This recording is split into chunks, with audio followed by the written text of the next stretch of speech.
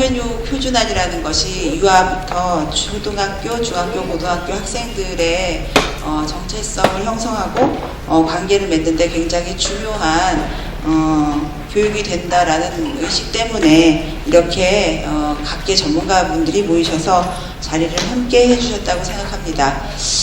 제가 사실은 이제 이 공청회 자리가 굉장히 중요한 자리인데 또 서로 각기 다른 생각을 하실 수도 있어서 약간 이제 재밌는 동영상을 먼저 보여드리고 시작할까라는 생각도 했었어요. 근데 준비를 못했고요. 그 보여드리고 싶었던 동영상은 어떤 건가요? 좀 귀 기울여 들어주시기 바랍니다. 제 발표를. 아마 보신 분들도 계실 텐데요. 그 동영상의 이름은 보이지 않는 고릴라라고 하는 거고요. 그 하버드 대학의 뭐 사이먼이라고 하는 분이 그 심리학적으로 연구를 하신 결과를 영상으로 만든 겁니다. 간단하게 얘기하면은 이제 검은 옷을 입은 사람과 흰 옷을 입은 사람이 서 있고요. 화면이 돌아가면서 다음 중 흰 자켓을 입은 사람들이 배구공을 몇 개씩 이렇게 패스를 하는지 세보세요. 이렇게 질문이 나오거든요. 그러면 사람들이 즉시 이 흰 옷을 입은 사람들이 얼마나 많이 배구공을 패스하는가 이것을 세보게 됩니다. 그러면 다 세보셨어요? 끝나고 몇 개 세봤냐고 물어보면 뭐 13개, 15개, 16개 이렇게 여러 개 센 사람들이 있거든요. 근데 그 다음에 또 다른 질문이 나오는데 여러분들은 고릴라를 보셨나요? 이런 질문이 나옵니다. 엉뚱한 질문이죠. 그런데 이 화면을 리와인드 시켜보면 이 사람들이 패스를 하는 중에 고릴라 복장을 한 사람이 이 자리를 이렇게 지나가고 있거든요. 굉장히 커다란 작지 않은 고릴라입니다. 그런데 고릴라를 본 사람이 몇 명이나 될까요? 다 봤을 거라고 생각하시는 분들도 계시고 아무도 못 봤을 거라고 생각하시는 분들도 계시지만 대체로 한 60-70% 이상이 못 보셨습니다. 네, 그것은 자기가 보려고 하는 것에 집중하는 순간 아주 커다랗고 중요한 어떤 흐름이 바뀌어도 보지 못한다라는 것을 의미하는 것이죠. 그래서 그 리와인드를 시키면서 고릴라를 보셨나요? 라는 질문 한마디만 들었을 뿐인데 그 리와인드 된 화면 안에서 고릴라를 볼 수 없는 사람은 단 한 명도 없습니다. 고릴라는 너무 크거든요. 여기는 제가 모두에도 말씀드렸다시피 우리 유아부터 고등학생까지 이 모든 학생들이 어떻게 자기 자신을 생각하고 관계를 맺어야 될 것인가 라는 것을 학습시키는 좋은 어떤 그 이념과 철학 이런 것들을 같이 의논하는 자리이기 때문에 우리가 어떤 흰 셔츠만 보거나 검은 셔츠만 보면은 안 된다 라는 생각을 하면서 그 유명한 영상을 구두로 소개해드렸습니다. 아마 모두 아이들이 요즘에 많은 성문제에 노출이 되어 있고 또 성폭력 피해를 입는 학생들도 많이 있고 이것이 장기적으로 아이들의 성장에 많은 영향을 미치고 있기 때문에 이 문제에 대한 관심을 많이 갖는 것이라고 생각합니다. 그래서 아이들의 바른 성장과 아이들이 원하지 않는 성피해에 노출되지 않기를 원한다라고 하는 목적에 그 누구도 어긋나 있는 사람이 없을 것이다 라는 합의에서부터 이야기를 시작할 수 있을 것 같습니다. 저는 교육부의 성교육 표준안이 어떤 성과를 가지고 있었는가 그리고 왜 계속적으로 이렇게 공청회를 여는 등 이런 일들을 해야 하는가 하는 논의점들 그리고 또 하나의 방향으로서 이 사회문화적 환경과 성교육의 방향성을 어떻게 볼 것인가 그리고 이제 여러 개의 제언들이 있겠지만 우리 이제 여성정책연구원과 의논하면서 했던 제언을 말씀드리겠습니다. 말씀드릴 것은 이제 이 여러 가지 연구 방법론 중에 FGI라고 하는 방법론을 선택을 하고 있는 중이고 그것이 합의되지 않는 부분들이 많이 있어서 거의 약간 조금 더 아주 구체성은 조금 부족할 수 있습니다. 그러나 이 원칙들이 준수된다면, 이 원칙들이 이제 동의된다면 굉장히 그 디테일한 여러 가지의 것들을 원칙에 따라서 이야기할 수 있지 않을까 이런 생각이 듭니다. 성과가 있습니다. 물론 이제 교육부 성교육 표준안은 사실은 그 난데없이 만든 건 아니고요. 교육기본법에 근거하고 있습니다. 교육기본법에 교육이라고 하는 것은 민주적 시민을 양성하고 그 인류 공영의 실현에 이바지하는 그런 어떤 인간을 양성하는 것이 교육기본법 안의 교육 이념이고요.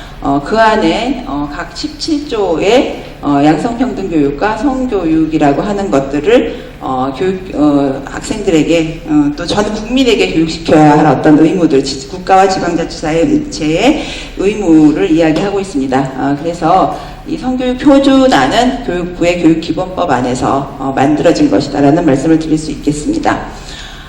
교육부 성교육 표준안의 개발 취지를 제가 검토해 보았습니다. 그래서 앞부분에 나와 있는 교육 취지를 보면 모든 사람은 성적인 존재다라고 명시하여 있고요. 성은 사회문화적 환경에 따라 서로 다른 성 역할이나 가치관과 윤리를 가진다라고 이야기를 해주셨습니다. 그리고 학생들의 행복한 삶을 위해서 학생들의 성에 대한 올바른 지식과 정보를 통해 바람직한 가치관과 성행동을 할 수 있는 인간을 기르는 것이 이 성교육 표준안의 개발 취지라고 말씀하셨습니다.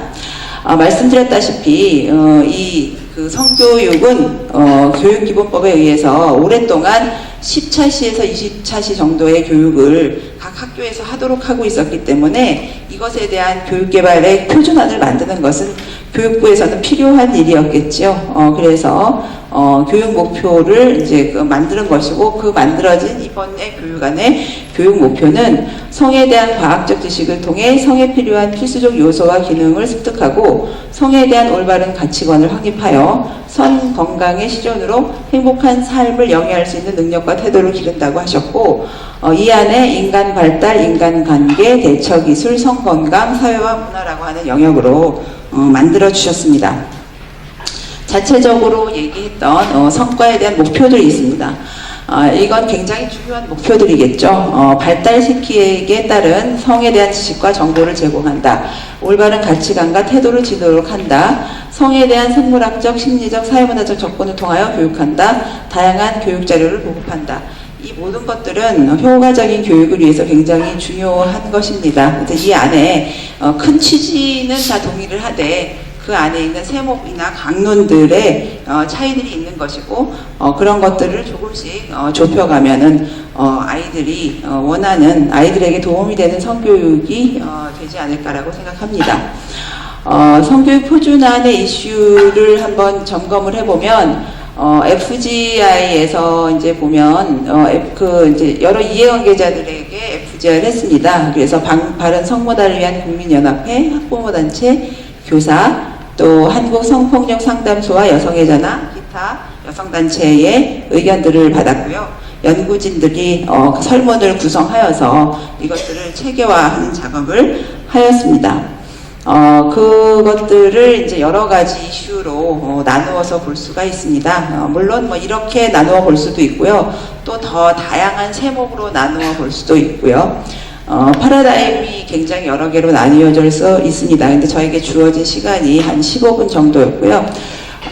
그 안에서 제일 효과적으로 볼 수 있는 분류 방법으로 성고정관념, 성심리, 성적 자기결정권, 성폭력 및 성폭력 예방에 대한 이해, 기타 이렇게 분류하여 보았습니다.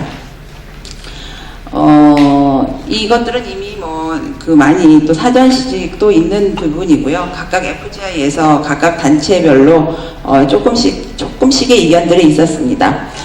앞에서도 말씀드렸다시피 교육부에서도 이것이 사회문화적인 조건에 따라서 성 역할이 바뀌어지는 것이다라고 말씀을 하셨고요.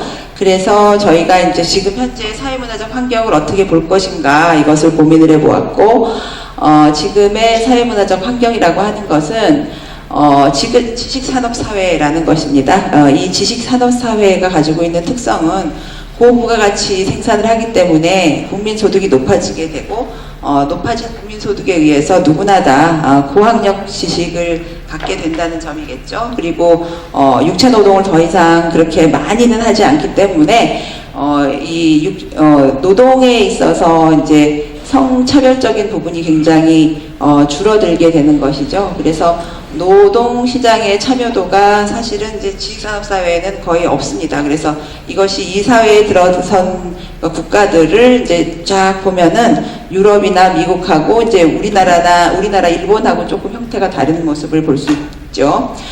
그래서 이 행복도가 높은 나라들, 지식산업사회에 들어가 있는데 행복도가 높은 나라들은 성인지 관점으로 성역할을 좀 경계를 많이 흐려놓고 남성도 가사노동에 많이 참여를 하고요. 전체적으로 국가의 디자인도 좀 일가정 양립이 가능하게 된 그런 시스템에 있는 국가들이 거의 행복지수가 높게 됩니다. 그래서 생산 파라다임의 변화에 따라서 성역할 변화는 필수죠. 그러니까 예를 들면 농경사회 같은 경우는 성역할이 그냥 나누어져 있어도 사회가 발전하는 데는 커다란 지체가 없거든요. 왜냐하면 거기가 생산 단위이기 때문에. 근데 지식산업사회의 경우에는 일터의 개념이 굉장히 유연해지면서 일가정 양립이 가능해지지 않으면은 삶이 굉장히 좀 척박해지는 그런 문제들이 발생을 하게 됩니다. 그렇기 때문에 70년대에 살았던 그 파라다임을 왜 지금을 못하느냐라고 하는 것은 조금 다시 생각해 봐야 되는 이슈입니다. 이것은 굉장히 중요하죠. 그래서 지금 아이들이 돌보아지지 않는 거, 행복도가 좀 떨어지는 부분들, 그런 부분들이 우리가 이런 어떤 성인지 관점의 부족함, 이런 것들이 가져오는 부분들이 굉장히 많이 있습니다. 그래서 저는 제가 하는 일이 이제 양성평등 이런 것이 있기 때문에 그럴 수도 있지만 한국 사회에서 이 성인지 관점 자체가 삶의 질이나 행복도를 높이는데 굉장히 중요하다고 확신을 하고 있습니다. 그래서 이제 거기에 나온 내용들을 기준으로 조금 이제 구체적으로 전반적인 것을 보진 못했고요. 이제 시간이 짧다 보니까 대표적으로 눈에 띄는 것들만 몇 개 이렇게 가지고 왔습니다. 그래서 주로 고등학교 교재에서 봤고요. 중학교 교재나 유아 초등학교에서도 비슷한 어떤 내용들이 나올 수 있을 거라고 생각합니다. 성고정관념에 제가 이제 성고정관념, 성심리, 성적 자기결정권, 성폭력에 대한 어떤 이해, 이런 구조가 핵심 이슈라고 제가 나름대로 잡았던 것인데 요거는 나중에 바뀔 수는 있습니다. 그러나 그 순서에 따라서 핵심적인 이 교재에서 뭐가 그런 문제이냐, 이것을 이제 그냥 대표적으로 보여줄 수 있는 것들을 찾아온 것입니다. 양성평등은 교육부에서도 교육기본법에서도 중요하다고 얘기하셨고요. 또 저희도 그거 안에서 성인지 감수성이 얼마나 중요한지 이런 것들을 얘기했는데 이것들은 고정관념이 있으신 분들은 좀 길게 설명을 해야 되는 부분이 있습니다. 그래서 원하시면 제가 언젠가 길게 설명을 해드릴 수도 있습니다. 그러나 지금 이제 짤막하게 양성평등이 중요한 의제라면 성고정관념을 검토하는 작업이 반드시 필요하다고 할 수 있는데요. 요즘 아이들을 보면은 이 아이들이 제가 여자인가 여자답게 되기 위해서 노력하고 남자답게 노력하기보다는 자기답기 위해서 노력을 하게 되는 거거든요. 그 안에 성이라고 하는 걸 떠날 수는 없기 때문에 자기가 여성인데 어떤 여성으로, 남성인데 어떤 남성으로 자기를 아이덴티파이 할 것인지를 고민을 하게 되어 있거든요.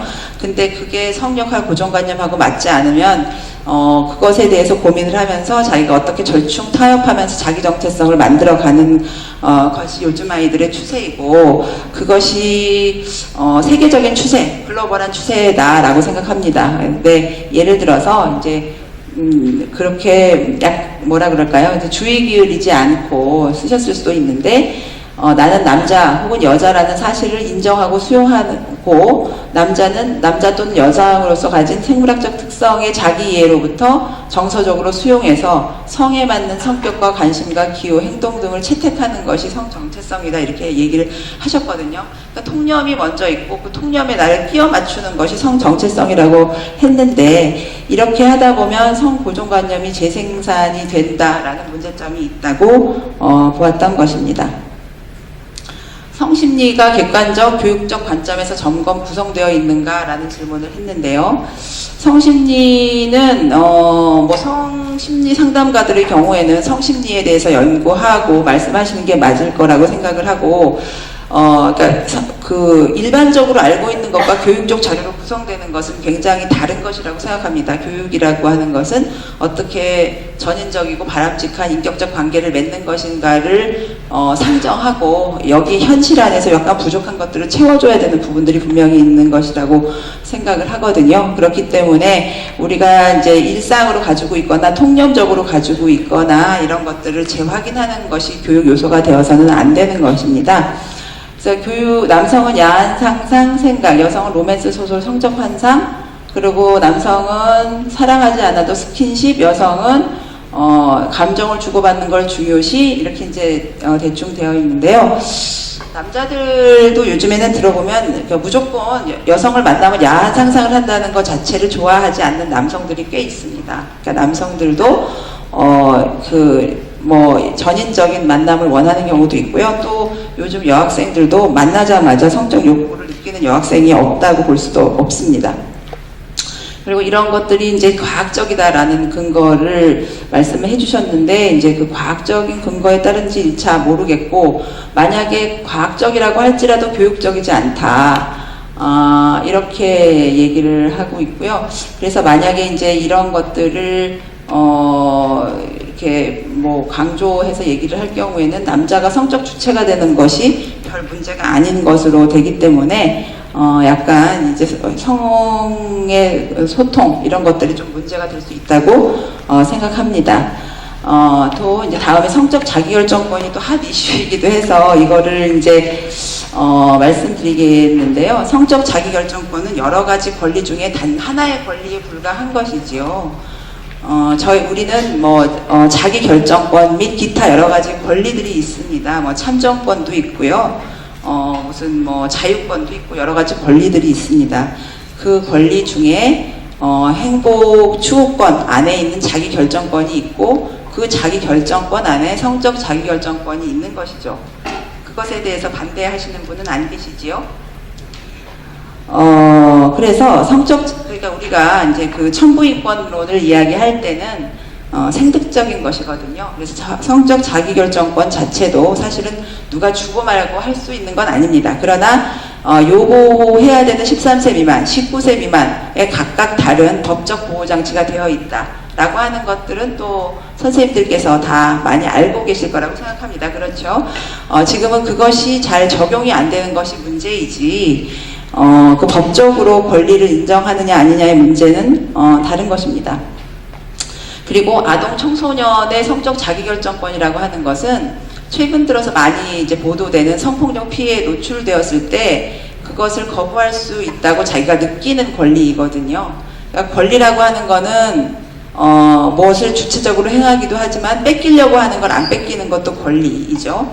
그러니까 성적 자기결정권은 원하지 않는 성관계에 대해서 거부할 수 있는 권리, 또 아동의 경우에는 보호받을 수 있는 권리를 포함하고 있는 것입니다. 그런데 이것이 성행동을 할 권리고 자기 마음대로 자기가 원하면 마음대로 할 수 있는 권리라고 얘기한 적은 없습니다. 그런 권리는 어떤 권리도 없는 것입니다. 그렇지 않습니까? 저희가 헌법 안에서 자기결정권이 인정되었다고 해서 자기가 원하면 남의 재산을 가질 수 있지는 않습니다. 그렇죠? 성적 자기결정권은 다른 모든 권리와 마찬가지로 권리를 행사할 수 있는 스스로의 역량과 책임, 타인에 대한 권리, 침해에 대한 민감성, 안정권, 학습권 등 역타 권리를 고려하여 조정하는 것이기 때문에 이것을 적절하게 알려주는 것이 중요하지요. 이것을 잘못 알고 있는 아이들이 오히려 범죄에 노출되거나 범죄 피해에 노출됐을 때 자기 방어하지 못한다는 것입니다.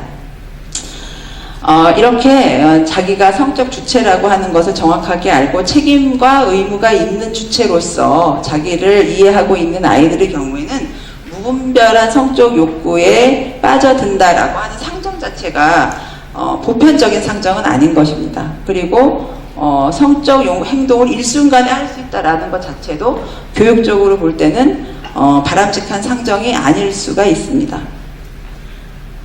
그래서 그 교육이라고 하는 것은 그 바람직한 상정 안에서 이루어져야 되는 것이기 때문에 그것에 대해서 저희가 좀 깊이 있게 남의 얘기를 안 들으려고 하지 말고 또 이 안에서 가지고 있는 문제도 많겠지요. 그래서 우리 아이들이 지금 힘들어하는 것이기 때문에 어떻게 이론, 법, 제도, 교육 안에서 보완해 줄 것인지를 고민해야 될 것이라고 생각합니다. 마지막으로 이제 성폭력의 원인과 대처에서 성폭력 문제를 구조적으로 이해하고 통념을 변화시키는 등 예방 기능을 가지고 기술을 하였느냐라고 질문하고 있습니다. 한국 사회에는 이제 아동 청소년 성폭력 피해율이 되게 높은데 만약에 지금 현재 통념처럼 남자는 성적 욕망의 주체이고 여자는 이에 효과적으로 거절해야 된다고 주장을 하면 욕망이 너무 많은 사람은 그걸 주체하지 못하고 있는데 피해자가 거절하지 못한 것은 큰 죄가 되는 상황이 되거든요. 그렇게 되면 오히려 이제 근데 예를 들면 절도를 하는 사람이 무력이 굉장히 많은데 그거를 잘 보관하지 못한 사람이 책임을 지는 그런 건 없어요. 그렇기 때문에 이것이 인식이 똑바로 돼야 되죠. 그렇지 않으면 피해자가 자꾸 숨어들고 네가 왜 그때 저항하지 않았느냐라는 얘기를 하게 된다. 그래서 2차 피해가 지속되고 가해자는 더 떳떳해지고 사회는 점점 더 가해자 중심적인 사회가 되기 때문에 이 성폭력 문제를 개인의 문제가 아니라 구조적으로 인식해서 교과 내용 안에 집어넣어야 된다라는 말씀입니다. 그래서 예를 들어서 뭐 친구와 단둘이 있을 때 단둘이 있어야 안 된다 이렇게 얘기하시면 안 되죠. 돈이 있어도 훔치지 말아야 된다 이렇게 얘기해야지. 물론 돈을 안 보여주는 게 맞아요. 근데 있어도 안 훔쳐가야 되는 인간을 만드는 것이 교육의 핵심이거든요. 그렇기 때문에 단둘이 있어도 성폭행하지 말아야지. 단둘이 있도록 무슨 사정이 있어서 공부하느라고 단둘이 있었는데 단둘이 있었다는 이유로 그 책임을 지면 안 되는 것이잖아요. 그리고 그 상황이라는 건 끊임없이 맥락 따라 바뀌기 때문에 이건 굉장히 위험한 가이드라인이 될 수도 있어요. 뭐 여기에 대해서도 이것 가지고도 굉장히 오랫동안 고민을 해야 되는 부분입니다.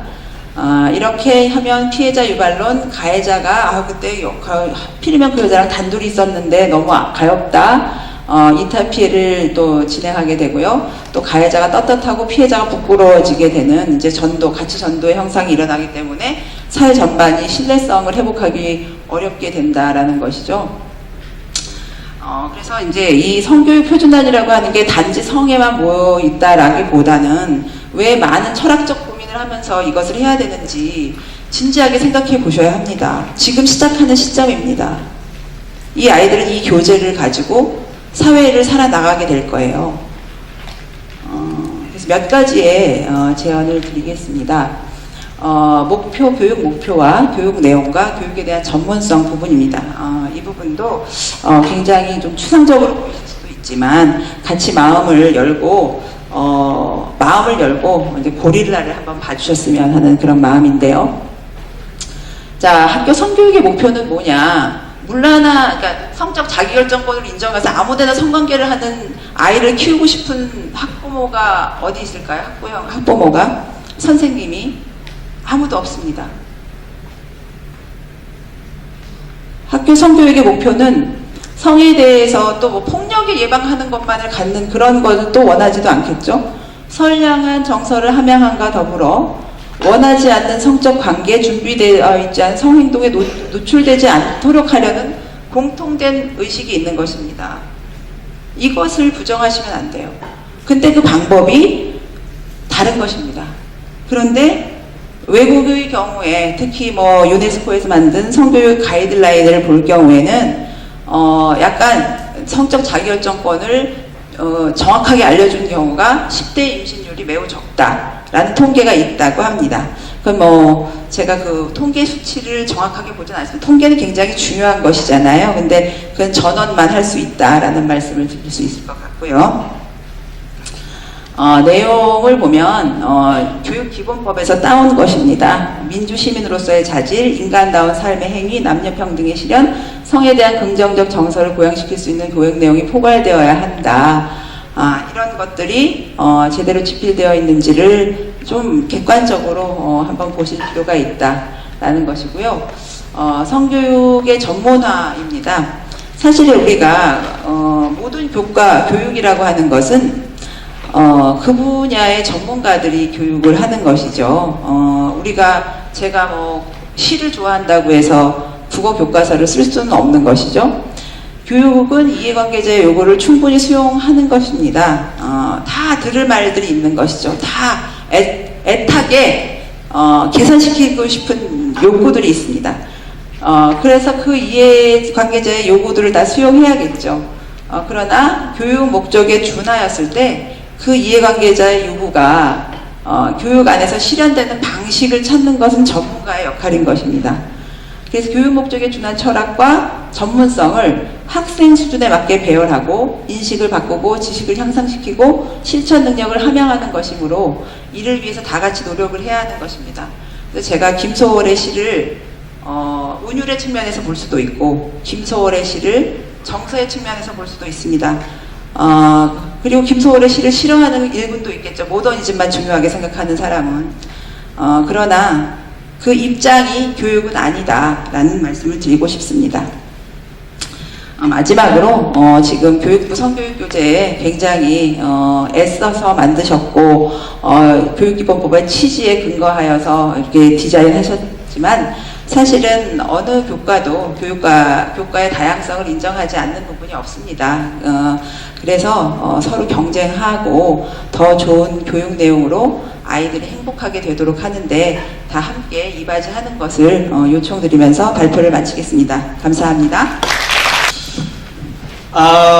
예, 저는 이제 실태 조사에 대한 결과를 발표하는 겁니다. 이게 실태 조사 결과입니다. 그래서 이제 그냥 빨리 이게 양이 보니까 생각보다 많아요. 근데 제게 주어진 시간은 15분에서 20분 정도 돼서 제가 이제 빨리 이걸 이제 아마 진행하게 될 것 같아요. 그래서 혹시나 좀 자세한 걸 알고 싶으시면 아마 그 자료를 참고하시면 조금 제가 말하고 언급한 것보다 더 많은 내용들을 아마 거기에 들어있지 않을까 생각합니다. 이제 한번 2016년 성교육 표준안 실태 운영조사의 결과에 대해서 발표하도록 하겠습니다. 먼저 조사 개요를 잠깐 알아야지만 어떤 분들이 이렇게 조사된지를 알아야지 그 결과에 대해서 아마 이야기할 수 있을 것 같습니다. 저희 조사명은 이제 성교육 표준안 운영 실태 조사라는 이름으로 가졌고요. 6월 1일부터 시작해서 6월 15일까지 2주간 걸쳐서 저희 조사를 실시했습니다. 조사 대상은 초, 중, 고, 학부모, 교사, 학생들 실시했습니다. 그리고 초등학생 같은 경우는 나중에 하겠지만 고학년만 했어요. 5학년, 6학년만 했고요. 그 다음에 각 학교에 학부모 1명, 그 다음에 교사 1명 이렇게 지정해서 저희들이 조사를 했습니다. 표본 설계를 어떻게 했는지 잠깐 간단히 설명하면요. 저희들 초중고 3개 학교에다가 17개의 그 시군구를 이렇게 나누었습니다. 그래서 51개의 계층을 나눈 다음에 거기서 랜덤 샘플링하는 방식을 저희들이 선택을 했고요. 각 학급당 기본적으로 300명씩을 뽑는 거로, 이게 300개 학교를 뽑는 거로 기준으로 했습니다. 그래서 한 학교당 교사 1명, 학부모 1명, 학생 10명을 기준으로 뽑기로 되어 있습니다. 근데 저희들이 혹시 여러 가지 사정에서 응답을 못하는 학교가 있을 것 같아서 300개만 하지 않고요. 실제 각 학급당 400개 학교를 했어요. 근데 요 400개라고 해서 실제적으로는 1200개 학교에 대해서 저희들이 응답을 요청을 했고요. 그 결과가 이제 이렇게 나왔습니다. 교사 응답자 같은 경우에는 사실은 그렇게 했는데 우리가 우려였어요. 300개만 될 뻔했는데요. 400개를 했더니 정말 400개 대부분의 학교가 다 대답을 했어요. 예를 들면 400개 초등학교 같은 경우는 한 92개, 82개 정도 학교, 그 다음에 중학교는 380개 정도 학교, 그 다음에 고등학교가 여기 390좀 넘나가요. 390개 정도 학교, 고등학교가 한 380개 정도 학교가 응답을 해주셔서 상당히 많은 분들이 응답해 주셨습니다. 성별로는 여성들이 한 90% 이상 다 차지했었고요. 왜냐하면 이 응답자가 대부분 보건교사, 성교육을 담당했던 교사를 응답해 주십시오라고 했기 때문에 여성분들이 좀 많았던 것 같습니다. 훨씬 더 많게 나타났고요. 교직 연령도 20년 이상이 가장 많이 나타났습니다. 그리고 담당하는 보건교사였던 경우가 이 중학교가 75% 정도 나왔지만 나머지는 80% 이상이 보건교사가 응답을 한 것으로 나타나고 있습니다. 그래서 성교육 경험이 있습니까? 라는 부분에서 초등학교도 98.5% 교사가 있습니다 라고 응답을 했고요. 좀 낮은 교사가 이제 중학교가 89.2%로 나와서 조금 낮았습니다. 학생 같은 경우는 저희들이 한 학급 당 10명 대답하는데 사실은 한 학급을 전부 다 이렇게 선택해서 응답하는 형식을 실제 교사들이 이렇게 하셨더라고요. 그래서 저희들이 9,000명을 조사하기로 했는데 실제 조사된 것은 한 2,500명 정도. 굉장히 많은 학생들이 응답했습니다. 그래서 초등학생이 한 7,000명 가까운 6,999명, 그 다음에 중학생이 8,156명을 했고요. 그 다음에 고등학생이 7,576명이 응답을 한 결과입니다. 전반적으로 남녀 비율은 비슷했고요. 그 다음에 학교상 보면 남녀 공학이 상당히 좀 많았죠. 초등학교는 100%였고요. 나머지 중학교, 고등학교도 60% 이상이 남녀 공학이었습니다. 그리고 학부모도 마찬가지였고요. 학부모는 이제 응답자 자녀의 관계에서 어머니인 경우가 90% 이상이었습니다. 그리고 실제 그 자녀가 성별로 어떻게 됩니까? 라고 물어봤더니 여학생인 경우가 57% 적게 0.9%에서 69%까지가 내 자녀는 딸입니다. 라고 이렇게 이야기를 했습니다. 이제부터 이제 결과를 말씀드리도록 하겠습니다. 교사의 결과입니다. 먼저 성교육에 대한 연간 계획을 수립하고 있습니까? 라는 대답에 대부분 예를 했습니다. 그래서 초등학교는 거의 100%에 가까운 99.7%입니다. 그리고 조금 적다고 말하는 중학교가 98.5%고요. 이 같은 경우는 2014년과 비교해 봤을 때 다 초등학교 7.0%포인트, 그리고 중학교는 8.7%포인트, 약간 고등학생들 작았지만 대부분 다 대부분 학교가 다 연간, 성교육에 대한 연간 계획을 수립하고 진행하는 걸로 나타나고 있습니다. 연간 학교의 성교육 평균 시간을 받았습니다. 원래 평균 시간 15시간이 이제 보통 이제 표준 시간이라고 볼 수가 있는데요. 그래서 16시간 이상 하는 학교가 얼마큼 되냐 했더니 봤더니 16시간 이상 하는 학교가 모두 다 초, 중, 고등학교 다 증가된 걸로 나타났고요. 심지어 21시간 이상 연간 계획을 세워서 움직이는 데가 초등학교는 12%, 중학교 27.4%, 고등학교 17.4%로 나타났습니다. 대부분 다 교육 시간을 다 증가시키게 나타났습니다. 성교육 시간 배당이란 평가, 그 배당이 적절한지를 한번 물어봤어요. 적절하다 혹은 충분하다고 평가한 데가 있어요. 초등학교는 현재 시간이 적절하고 충분하다고 판단하는 게 89.3%, 중학교가 79.2%, 고등학교가 71.1%입니다. 학교급에 따라 약간 좀 적절성이 좀 낮다고 좀 생각하는 것 같습니다. 그리고 2014년과 비교해서는 초등학교, 고등학교는 약간 감소하고요. 적절하다는 비용이 감소했다는 이야기예요. 적절하다, 충분하다는. 중학교는 약간 증가된 걸로 나타나고 있습니다. 성교육 수업 방식에 대한 이야기입니다. 그래서 이제 어떤 방식이 적절하냐라고 이제 교사들한테 물어봤더니 동영상 수업이나 학교 교과에 대한 강의식 수업, 그림이나 사진 수업들이 적합하다고 말하는 게 90% 이상. 요거는 이제 중복으로 응답한 겁니다. 그러니까 90% 나오고 하나하나를 얼마나 하려고 했는지를 물어봤는데 90% 이상 활용되는 걸로 나타났고요. 여기 나타나 보면 또 여기 보면 학년 단위 혹은 정교 단위에서 방송 수업을 하는 경우도 있는데요. 이런 경우는 초등학교는 굉장히 작고요. 34.4%밖에 안 됐고 고등학교로 하면 18.8% 이렇게 수업을 하는 걸로 나타났습니다. 그리고 학생 중심의 문제 해결식 수업이 저는 원래 고등학교가 더 많을 줄 알았는데 원래 중학교에서 더 많이 하고 있고요. 올해 학교급이 높을수록 좀 낮아지는 걸로 나타나고 있습니다. 바람직한 성교육 담당자가 누구냐라고 이제 물어봤습니다. 그랬더니 교사가 대답한 거는 초등학교 교사, 중학교 교사, 고등학교 교사 다 똑같이 뭐라 했냐면 교사와 학부모가 함께 담당해야 된다라는 것이 가장 높았습니다. 초등학교 때 이게 54.6%, 중학교는 35.9%, 이게 고등학교는 34.7% 나타났고요. 그 다음에 교사하고 외부 강사를 나눈 것이 두 번째로 다 똑같이 나타났습니다. 그리고 고등학교 같은 경우는 외부 강사가 해야 된다는 게 좀 다른 학교에 비해서 조금 높게 나타났습니다.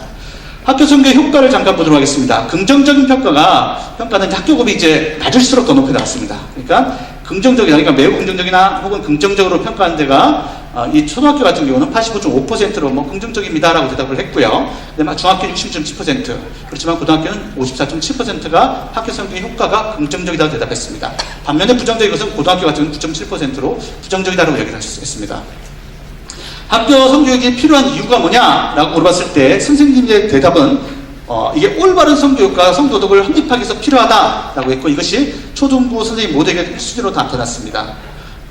그리고 그 다음에 두 번째 보면 다른 데는 이게 바람직한 이성교제 및 인과관계를 증대하기 위해서라는 것은 다른 데는 굉장히 낮지만 그리고 심지어 줄기도 하였지만 우리 고등학교 같은 경우는 과거엔 낮았지만 최근에는 10.3%로서 8.1%포인트 증가된 것으로 나타났습니다. 학교 성교 표준화 적용과 선생님 경험, 그러니까 현재 학교 2015년도 학교 성교 표준화를 지금 적용하고 있습니까? 라고 물어보니까 초중고등학교 모두 다 굉장히 높은 비율이었습니다. 그러니까 초등학교는 91.3%가 적용하고 있습니다 라고 대답했고요. 고등학교 같은 경우는 86.1%가 현재 적용하고 있습니다 라고 했고, 그럼 이 교육을 본인이 경험해 보셨습니까? 선생님한테 물어봤더니 학교급에 따라 좀 낮아지긴 하지만 초등학교는 80.4%, 고등학교는 63.7%가 현재 새로운 표준화를 경험해 봤습니다. 라고 대답했습니다. 그리고 현재 그러면 이걸 경험해 봤으면 다음을 응답해 주십시오 라고 해서 의견을 물었습니다. 그래서 현재 그 표준화에 대한 본인의 의견이 어떻습니까? 라고 물었을 때 원래 응답과 달리 이게 점수가 높을수록 이렇게 긍정적인 응답을 한 거로 저희가 척도를 수정해서 최종 점수를 냈습니다. 5점이 만점으로 보시면 되고요. 5점에서 이 기준들이 어느 정도 긍정적으로 평가한지를 보여주는 점수입니다. 전반적으로 모든 그 측정 값에 있어서 교사들 선생님들은 학교급이 높을수록 부정적인 의견을 보여주셨습니다. 그러니까 약간 긍정이 떨어지는 거예요. 긍정값이 떨어지고요. 학교급이 낮을수록, 그냥 초등학교일수록 가장 긍정적인 대답을 해주었습니다. 선생님들이요. 그 다음에 고등학교만 가도 많이 그 차이가 낮을 정도로 이렇게 약간 그 긍정적인 값을 낮게 대답하는 경향이 있었습니다. 여기서 뒤에 한 3개 정도, 6개 정도, 이건 총 9개 문항으로 구성되어 있는데요. 그 중에서 이제 이 중학교와 고등학교 같은 경우는 가장 높은 걸 뭐로 이야기를 했냐면, 선생님 대답했을 때 가장 높은 거는 이게 성별 고정관념에서 벗어나 성중립적인 내용으로 구성되어 있다는 의미에서 가장 높은 점수를 줬고요. 나머지 모든 측정에서는 이보다 낮은 점수를 줬습니다. 그에 비해서 초등학교 같은 경우에는 가장 높은 점수를 준 것이 여기 보면 학생들에게 남녀관계에 대한 바른 지식을 갖게 한다라는 부분에 가장 많은 점수를 주었습니다. 학교 성평 표준화한 교육자료에 얼마나 만족하느냐 봤더니 초등학교는 60.6% 정도가 우리가 만족하는, 매우 만족한다고 응답했고 중학교는 45.8, 그 다음에 고등학교는 30.6입니다. 그래서 만족 정도가 고등학교 갈수록 아마 자료에 좀 부실함을 좀 이야기하는 것 같습니다. 불만족 정도는 당연히 고등학교가 가장 높은, 교사가 높다고 이렇게 응답을 했고요.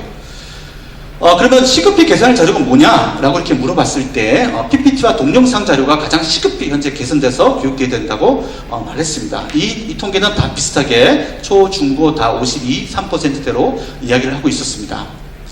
이건 1순위만 이야기한 거고, 혹시 1, 2순위를 다 더했을 때는 역시 똑같이 PPT와 동영상이 가장 높았습니다. 근데 대부분의 교사, 80% 이상의 교사들이 PPT와 동영상의 교육자료는 좀 개선이 필요하다라고 응답을 한 거로 나타납니다.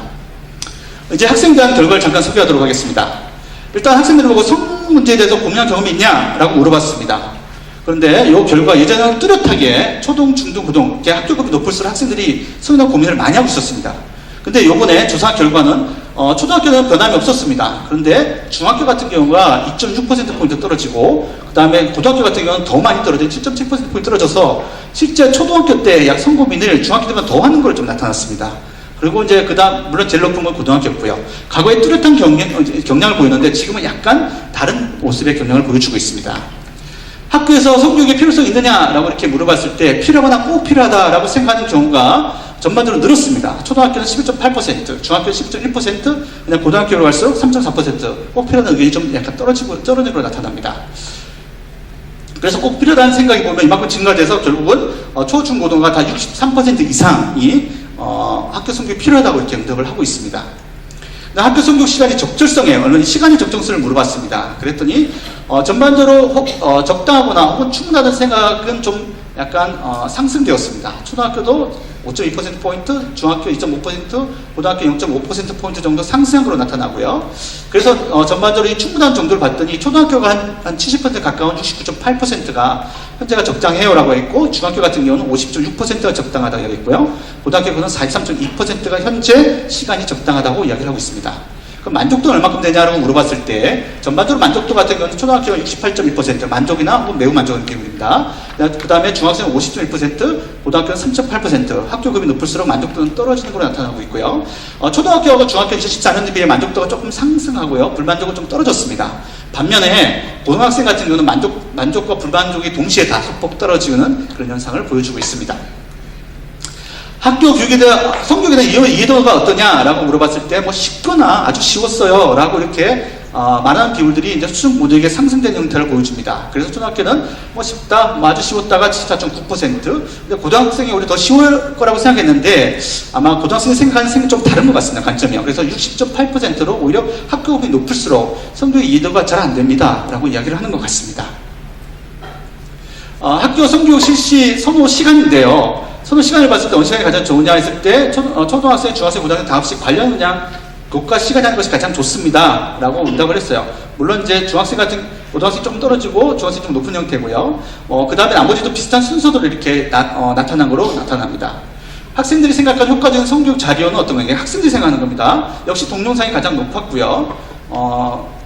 대부분 다 50% 이상의 동영상이 가장 효과적인 거라고 이야기를 했고, 나머지 부분은 조금 차별나게 이야기를 하고 있습니다. 일단 모형이나 체험학습 같은 경우는 고등교육 그 다음으로 이렇게 높게 나타났고, 그 다음에 초등학교 같은 교과서 책 부분이 다음으로 나타나는 모습을 보여주고 있습니다. 성교육이 필요한 이유가 뭐냐라고 물어봤을 때, 아까 세미나 먼저 선생님 같은 경우는 올바른 성윤리나 성교육 도덕을 확립하기 위해서라고 했지만, 학생들 생각은 좀 다른 것 같습니다. 학생들은 초등학교 중학생 같은 경우는 성폭력, 성희롱에 관련된 피해와 범죄를 예방하기 위해서라고 본인이 생각한 게 가장 높았고요. 단지 고등학생 같은 경우는 이 교사 선생님과 비슷하게 올바른 성윤리와 성도덕을 확립하기 위해서 학교 성교육이 필요하다라고 응답을 했습니다.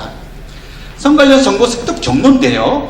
일단 가장 많은 경로는 초중고등학교 모두 다 학교 성교육에 습득했습니다라고 대답을 하였습니다. 그리고 인터넷 습득했다는 것들이 그것도 그 다음 비교적 높았는데요. 이건 학교급이 높을수록 인터넷 습득한 비율이 높았고요. 역시 음란물에서 습득했다 한다라고 말한 것도 학교급이 높은 거, 학생들이 학교가 높은 고등학생들이 훨씬 높게 나타납니다. 성 관련 정보의 습득 경로를 잠깐 보도록 하겠습니다. 습득 경로를 이것처럼 습득 경로를 변화를 보겠습니다. 이게 2014년과 16년에서 변화를 봤을 때 학교 성교육에 대한 습득이 학교 성교육을 통해 습득했다는 비율이 참 많이 증가됐어요. 2004년에 비해서 초등학교 학생 같은 경우는 19.9%, 중학생은 17.6%, 고등학교는 10.1%가 학교 성교육을 통해서 본인이 성교육 관련 정보를 습득했다라고 생각을 하고 있습니다. 그리고 이제 그 다음에 변화된 것에서 많이 변화된 것은 예를 들면 여기 인터넷 같은 경우는 우리 고등학생 같은 경우는 14.4%로 많이 증가됐고요. 인터넷을 통해서 증가됐다는 비율이 좀 많이 전반적으로 좀 또한 증가된 것으로 나타납니다.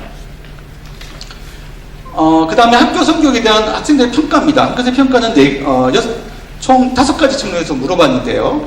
전반적으로 초등학생 같은 경우는 질문했던 고정관념이 얼마나 벗어났는지, 성문에 대해서 얼마나 잘 알게 됐는지, 그 다음에 성분에 대처할 수 있는 방안이 얼마나 잘 알게 됐는지, 이와 같은 질문에 다 4점 이상 높은 점수를 보여줬습니다. 그에 비해서 중등학교 같은 경우는 3점 후반대의 점수들을 유지하고 있고요. 고등학교는 중반에서 약간 높은 점수를 유지한 것으로 나타납니다. 보통 3점이 그저 그렇다거든요. 그래서 4점이 가면 그 내용에 대해서 좀 어느 정도 괜찮다 정도 수준입니다. 그러면 전반적으로 초등학생은 어느 정도 괜찮다, 좋게 평가하는 반면에 중학교, 고등학교는 그 사이의 점수를 지금 평가하는 것으로 나타납니다. 네, 이렇게 5개를 가지고 있습니다.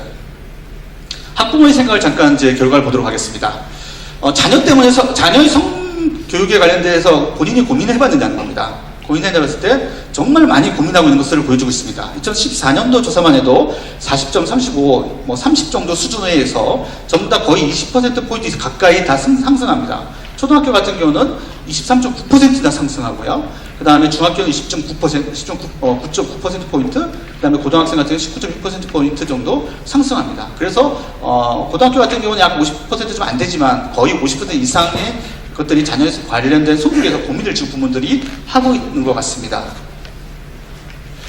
학교 성교육 긍정적 평가는 어떠냐 해서 굉장히 긍정적으로 평가하는 걸로 나타납니다. 학부모님들은. 그래서 긍정적으로 평가하는데 얼마나 긍정적이냐면 매우 긍정적인 평가가 상당히 증가됩니다. 그리고 나머지 부분들은 오히려 큰 긍정적인 평가 외에 나머지 부분 다 감소될 정도로 굉장히 긍정적인 평가가 높고 부정적인 평가는 좀 낮은 거로 이렇게 나타나고 있습니다. 단 이거는 이제 이 부정적인 평가도 다 하락됐죠. 그래서 긍정 평가 이렇게 높은 걸로 나타났고요. 학교 성교육 필요성에 대한 평가가 있습니다. 그래서 학교 성교육이 매우 필요하다에 대한 강한 긍정이 이렇게 많이 이렇게 아까와 결과와 연관돼서 나타나고 있고요. 그래서 대부분 다 학교 그 필요성을 얼마나 증가, 매우 필요하다는 것이 얼마나 증가되냐면요. 초등학교 19.3이지만 중학교 심지어 30.8%가 학교 성교육이 매우 필요하다 이렇게 학부모님들이 느끼고 있는 걸로 나타납니다. 바람직한 성교육 담당자 누구냐? 혹시 아까 교사에게 물어본 바람직한 성교육 담당자는 교사와 학부모가 가장 우선순위였습니다.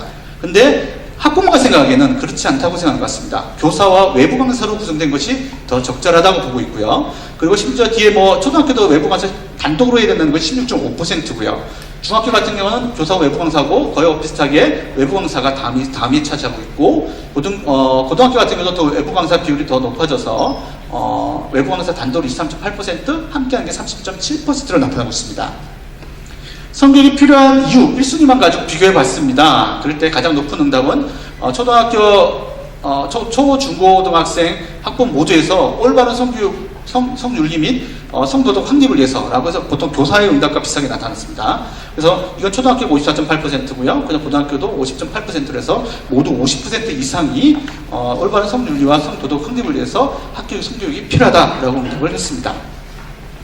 그러면 마지막으로 학교 성교육 표준화 내용과 혹시 운영 실태에 대해서 잘 알고 있습니까? 라고 물어봤더니 이건 어떻게 답을 오냐면 첫째, 죄송합니다.